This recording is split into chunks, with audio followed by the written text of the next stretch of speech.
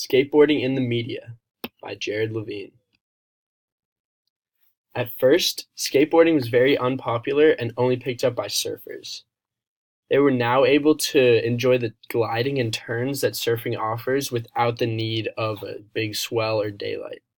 As the years went on, skateboarding picked up momentum and quickly gained popularity. Advancements in technology allowed for a safer, more enjoyable experience, and eventually there were contests that further exposed skateboarding to the public, getting people of all ages and genders what we call stoked. Growing up in Santa Monica, the birthplace of skateboarding, I've been immersed all my life. Although skateboarding and the surrounding culture and style is very popular, it is still looked down upon by parents, teachers, and the media. By educating people who have a negative view of the culture, it can change the overall opinion of skateboarding as a hobby, sport, or lifestyle. My parents have always been supportive of skateboarding. However, there are some of my friends who don't skate because it was frowned upon by their parents. Skateboarding has always had a negative connotation, especially the culture itself. It is seen as rebellious, dangerous, and destructive, while in reality it is riding around on a piece of wood attached to some wheels. Here's my thesis.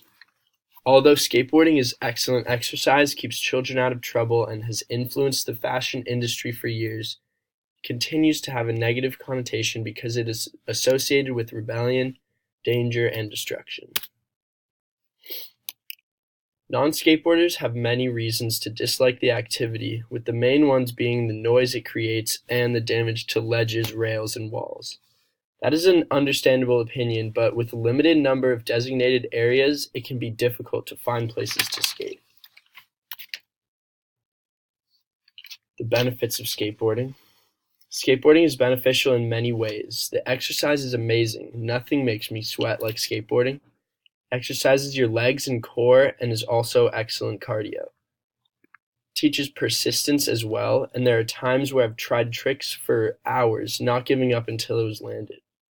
Creative freedom is a large part of skateboarding as well. There are no rules, and everyone has their own unique style. Although there's a stereotype of clothes and personality, when it comes to the actual skating aspect, everyone is different.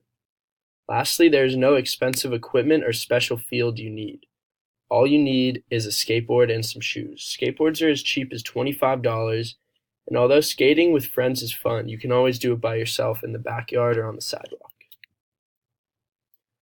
Here's some quotes that I found interesting. This quote brings an important perspective.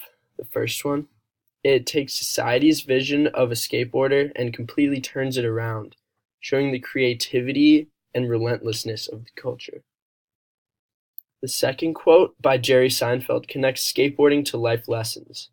Skateboarding has a unique way of teaching persistence and dedication. Professional skateboarders will spend hours, sometimes days, throwing their bodies down flights of stairs just to get a trick on film.